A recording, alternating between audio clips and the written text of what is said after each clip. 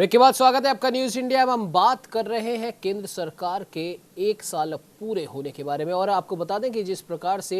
नरेंद्र मोदी सरकार ने अपने दूसरे कार्यकाल का पहला साल पूरा किया है वो अपने आप में काफी महत्वपूर्ण माना जा सकता है, क्योंकि लगातार 2 बार पूर्ण बहुमत से किसी एक दल की सरकार बनना कई सालों के बाद में ऐसा हुआ है, और वो भी सिर्फ और सिर्फ एक ही व्यक्ति के नाम पर, और वो है प्रधानमंत्री नरेंद्र मोदी। इस पर बात करने के लिए राजधानी जयपुर से हमारे साथ वरिष्ठ संवाददाता रमेश पुरोहित जी जुड़े। और रमेश जी, जिस प्रकार से प्रधानमंत्री नरेंद्र मोदी की जो छवि बनी है, अभी कुछ देर पहले हम उस पर बात भी कर रहे थे कि पहले जब भारत के नेता होते थे, हम अगर बात करें इंदिरा गांधी जी के बाद के टाइम की अगर बात करें, तो वो टाइम और नरेंद्र मोदी जी के आने से पहले तक का टाइम विश्व बिरादरी में भारत को और भारत के जो मुखिया होते थे, भले वो प्रधानमंत्री हो, राष्ट्रपति हो, उनको उस लिहाज से नहीं देखा जाता था जैसा कि अब देखा जाता है। और कहीं ना कहीं इसमें प्रधानमंत्री नरेंद्र मोदी की छवि का एक बहुत बड़ा योगदान है और उनके कड़े फैसलों का योगदान है। वरना ऐसा क्या संभव था पहले के जमाने में कि जिस अमेरिका ने नरेंद्र मोदी को बैन कर दिया था अपने देश में आना, आज वही अमेरिका भारत का एक परम मित्र माना जाता है और दोनों देशों के राष्ट्राध्यक्ष एक दूसरे के गले में हाथ डालकर बात करते हैं। क्या कुछ कहना चाहेंगे रमेश जी?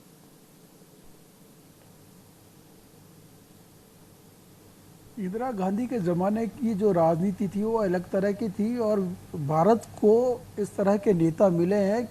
इंदिरा गांधी के बाद की अगर बात करूं तो राजीव गांधी के कार्यकाल तक जो है विश्व में लीडरशिप की एक जो पहचान होती है, नेहरू जी के बाद में जो है लाल बहादुर शास्त्री की भी एक अपनी अलग पहचान थी, काम करने का तौर तरीका अलग था, उनकी शैली अलग थी काम करने की। लेकिन इंदिरा गांधी के आने के बाद में भारतीय राजनीति, भारतीय जो एक पहचान है वो अलग तरह की ग्लोबल स्तर पर रही। और राजीव गांधी के आते आते वो जो पहचान थी, आप याद करो कि राजीव गांधी जहाँ पे भी जिस मंच पर अगर वो खड़े रहते वैश्विक मंच पर, उनकी एक अलग ऑरा उभर करके सामने आता था। और राजीव गांधी के बाद की अगर बात करें तो गठबंधन के दौर की जो सरकारें थी, गठबंधन के दौर की जो राजनीति थी, उसने कहीं न कहीं दिल्ली को कमज़ोर किया। और जब जब भी ये कहा जाता है राजनीतिक परिदृश्य में कि दिल्ली कमज़ोर होती है, तो फिर जो है दुनिया में आपकी बात को ना तो कोई सुना जाता है ना कोई पहचाना जाता है। मध्यकाल से लगा करके आज तक भी अगर बात करें तो जब जब भी दिल्ली अगर कमज़ोर हुआ है तो आपके आस पड़ोस के जो लोग हैं वह भी आप पर हावी होने की कोशिश करते हैं। तो गठबंधनों के दौर की सरकार, राजीव गांधी के बाद का जो इतिहास है, कालखंड है, वो एक इस तरह का रहा है कि जिसमें कि उस लीडरशिप की जो है वैश्विक ना तो कभी पहचान रही और ना उन्होंने जो है उनकी बातों को गंभीरता से स्वीकार किया। कोई भी है, चाहे देवगौड़ा जी की सरकार रही हो, जो गुजराल साहब की सरकार रही हो, चंद्रशेखर जी की भी सरकार रही हो, और इवन दो नरेंद्र जो है मोरारजी देसाई की जब सरकार बनी थी 77 के बाद में, तब भी उस तरह की जो एक जो लीडरशिप की जो बात होता है, और लीडर तो हमेशा वो मैं कहता हूँ कि वह होता है जो लीड करता है। लेकिन गठबंधन की सरकारों के जो मुखिया होते थे वह अपनी ही राजनीति में उलझ करके जो है ना तो देश की और ना दुनिया की उनको जो ज़्यादा फिक्र, वो उस राजनीतिक जो है क्या कहने के लक्ष्मण रेखा के भीतर रहकर ही किसी तरह से वो जो सरकार बनी रहे, 5 साल तक चले, उसी उधेड़ बुन में रहे। और वो जो तात्कालिक समस्या थी, चाहे वो अंदरूनी रही या वैश्विक स्तर पर रही, कभी भी उस तरह के ठोस निर्णय नहीं आए। अब बात करते हैं कि 2014 तक का ये हाल, और 14 के बाद में जब एक पार्टी की सरकार आई और नरेंद्र मोदी के नेतृत्व में जो सरकार बनी और लोगों का जो विश्वास उसके प्रति रहा, तो दुनिया भर में भी इस बात को स्वीकार किया जाना लगा कि लीडरशिप होती है, नेता, नेतृत्व और नियत अगर आपकी मजबूत होती है, प्रबलशाली होती है, तो दुनिया का कोई भी नेता आपसे हटने का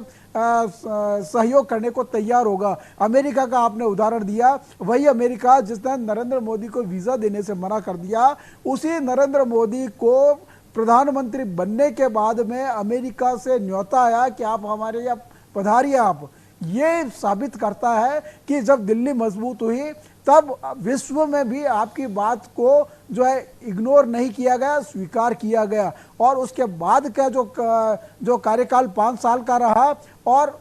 अभी 1 साल के भीतर भीतर उन्होंने, नरेंद्र मोदी ने जो अपने प्रभाव से, व्यक्तिगत प्रभाव, राजनीति में 2 तरह की बात करते हैं, एक तो राजनीतिक होता है, दूसरा कूटनीतिक होता है। इसके इतर एक जो है व्यक्तिगत, जो पर्सनल केमिस्ट्री की अगर बात करते हैं तो विश्व के तमाम नेताओं के साथ में उनकी जो पर्सनल केमिस्ट्री बनी हुई है, उसी का ही परिणाम है कि आज भारत किसी भी जो है स्तर पर अगर वो खड़ा होता है तो वो स्वीकार किया जाता है और उसकी बात को माना जाता है। बिल्कुल मुरेश जी, आपने सही कहा कि आज भारत जहां पर भी खड़ा होता है उसकी बात को स्वीकार किया जाता है, उसकी बात को माना जाता है, उसकी बात को तवज्जो दी जाती है। मुरेश जी, आप हमारे साथ बने रहिए। डॉक्टर चंद्रसेन वर्मा और शेखर हमारे साथ वापस जुड़ चुके हैं। चंद्रसेन जी, आपके पास आना चाहूंगा। जिस प्रकार से अभी हमने बात करी है प्रधानमंत्री नरेंद्र मोदी के बारे में, और अब बात कर लेते हैं नरेंद्र मोदी के सिपा सलारों के बारे में, जैसे कि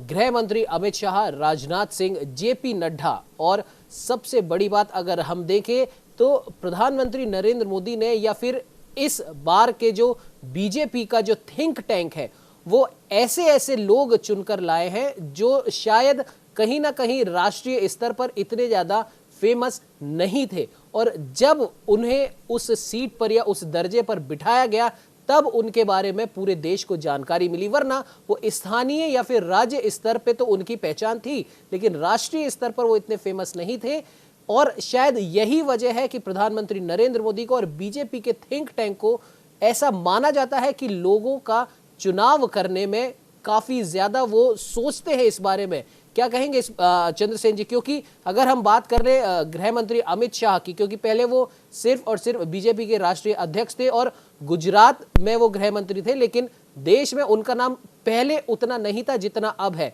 जेपी नड्डा जी की हम बात कर ले, उनको इतना ज्यादा उनको महत्व दिया गया और उन्होंने इस महत्व का ऋण भी चुकाया, उन्होंने अपने आप को साबित भी करके दिखाया। हम बात कर ले लोकसभा अध्यक्ष ओम बिरला जी की और विदेश मंत्री जी की हम बात कर ले, ये ऐसे वो चेहरे हैं जो अपने अपने क्षेत्र में तो लोकप्रिय थे, लेकिन राष्ट्रीय स्तर पर इतना उनका नाम नहीं था। तो इस चुनाव के बारे में और इन सिपह सलारों के बारे में क्या कुछ कहना चाहेंगे चंद्रसेन जी? उमंग, भारतीय जनता पार्टी एक ऐसी पार्टी है जहां पर कुर्सियां और ओहदे विरासत में नहीं मिलते जी। इससे पहले भारत ने कई दशकों तक एक ही खानदान की पार्टी मानी गई है और इसमें लोगों को कहीं पर अपना स्कोप या कैरियर नहीं दिखता था। सबको ये पता है कोई कुछ भी कर ले, लेकिन जो वो ओहदा और वो जो कुर्सी है वो एक परिवार और एक खानदान के लिए है, जो लगभग 60 से 70 साल जो शासन देखा गया है उसमें इस बात की पुष्टि हुई है। भारतीय जनता पार्टी एक ऐसी पार्टी है जिसमें आप हम सिपह सलारों की बात बाद में करेंगे, पहले प्रधानमंत्री की बात करते हैं। क्या कभी किसी ने उम्मीद करी होगी कि एक मामूली सा कार्यकर्ता इस प्रधानमंत्री की कुर्सी तक पहुंचेगा? जी। आप याद करिए कि जिस समय भी उनको गुजरात का चार्ज दिया गया था, बनाया गया था, तब भी उनको ये उम्मीद नहीं थी कि इतना शानदार तरीके से जज उनके सामने आएगा और वो सीधे वो भारत के प्रधानमंत्री बनेंगे। जिस तरह आपने बात और बाकी नेताओं की करी है, उसमें साफ साफ कोई भी ऐसा नहीं है जिसको विरासत में ये पद या ओहदा मिला हुआ है। इन लोगों ने अपने क्षेत्र में काम किया है, जमीनी रूप से जुड़े हुए हैं, कार्यकर्ताओं से लगातार बात करते हैं, लोगों के संपर्क में रहते हैं, लोगों की दुख से परिचित है, लोगों की पीड़ा से परिचित है। ये वो लोग हैं जो जनता के बीच से निकल के आते हैं, ये किसी खानदान और विरासत से नहीं आते हैं। ये ऐसी पार्टी है जो अपने काम के बल पे ही लोग आगे बढ़े हैं और अपने काम के बल पे ही लोगों ने अपना एक मुकाम बनाया है। आज जो भी उनके पास में है उमंग, वो किसी से वो ब्लड रिलेशन के कारण नहीं, उस परिवार में जन्म लेने के कारण नहीं है। और एक खास बात है भारत के प्रधानमंत्री की, आप देखिए उन्होंने सबसे ज्यादा लोगों से जनसंपर्क किया।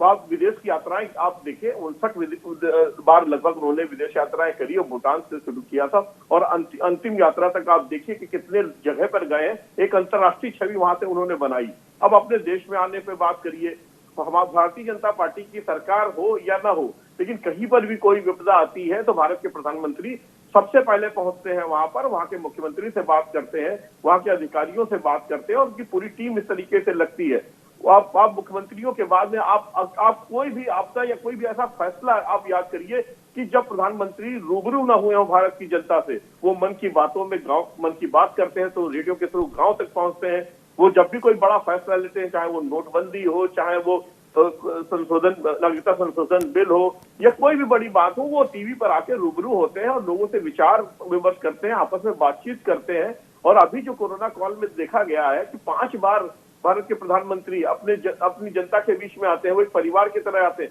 कभी वो प्रधानमंत्री की तरह कड़क होकर बात करते हैं, तो कभी वो पारिवारिक सदस्य बड़े होने के नाते सलाह भी देते हैं कि आपको क्या करना है, क्या नहीं करना। तो भारतीय जनता पार्टी वो पार्टी है जो अपने द्वारा किए गए कर्मों के बाद अपना मुकाम स्थापित करती है। यहाँ पर कोई भी राजनेता या शाही परिवार से नहीं आता हूं। बिल्कुल चंद्रसेन जी, आपने सही कहा कि बीजेपी में एक चीज तो देखने वाली ये है कि आज जो भी लोग भले ही राज्य की बात कर ले या फिर राष्ट्र की बात कर ले, जो भी महत्वपूर्ण पदों पर है, वो कोई भी ऐसा नहीं है जिसकी पुरानी पारिवारिक कोई हिस्ट्री रही हो। अधिकतर लोग ऐसे बिल्कुल भी नहीं, और यही बात बीजेपी को अन्य दलों से अलग करती है, प्रधानमंत्री नरेंद्र मोदी को अन्य दलों से अलग करती है। शिखर, आपके पास आना चाहूंगा। अगर हम बात कर ले इस 6 साल के कार्यकाल की, 5 साल पहला और 1 साल दूसरे कार्यकाल की, तो इस समय लगभग जो लोग भी मोदी जी से जो खुश हैं वो तो बोलते ही हैं, और जो नाखुश हैं अब वो भी बोलते हैं कि आने वाले 5 साल भी, यानी कि इस मोदी सरकार 2.0 के बाद भी लगभग देश के 85 या 90% लोगों की जबान पर यही चीज है कि तीसरा कार्यकाल भी भारत में प्रधानमंत्री नरेंद्र मोदी और उनकी सरकार के नाम ही होगा। तो क्या ऐसा लगता है कि प्रधानमंत्री नरेंद्र मोदी ने, केंद्र सरकार ने और बीजेपी के थिंक टैंक ने एक ऐसी जगह बना ली है और ऐसी एक छवि बना दी है प्रधानमंत्री नरेंद्र मोदी की कि संपूर्ण देश में विपक्ष में एक भी व्यक्ति उनके आसपास भी नहीं ठहरता? शेखर,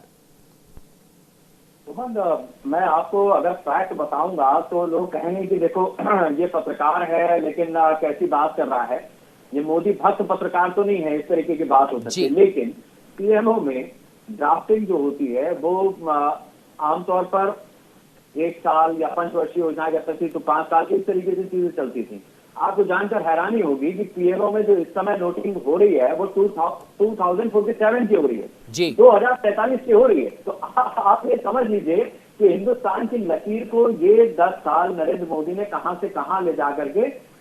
छोड़ने का पूरा प्रावधान कर दिया है, या किस तरीके से वो इन चीजों पर काम कर रहे हैं। रही बात पहले और इस दूसरे कार्यकाल की, तो देखिए प्रधानमंत्री नरेंद्र मोदी ने जब अपना पहला भाषण दिया था उस समय पर भी, जब मतलब 2014 में जब सरकार उनकी बनी थी, उस समय पर भी जब वो पहली बार जनता से मुखातिब हुए थे, उन्होंने ये बात रखी थी कि सरकार किसी की भी हो, जो नेतृत्व होता है वो 2 तरीके से काम करता है। एक काम ऐसा होता है जिसमें विजन झलकता है,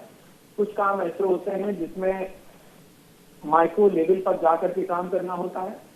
और कुछ चीजें ऐसी होती हैं जो मैक्रो लेवल पर देश को प्रभावित करती हैं, और इसकी अलग अलग तरीके की मियाद होती है, इसकी अलग अलग तरीके की संरचना अपनाई जाती है। तो कुछ बहुत सारी जैसे उन्होंने जनता उनको मतलब सरकार को ये पता था, नरेंद्र मोदी को ये पता था कि अगले कुछ वर्षों में वो क्या करने जा रहे हैं, तो उन्होंने जनधन के अकाउंट खुलवाए। उसके बाद उन्होंने पब्लिक से निवेदन किया कि अगर आप अपनी सब्सिडी छोड़ सकते हैं तो वो सब्सिडी छोड़ दीजिए ताकि हम गरीब लोगों को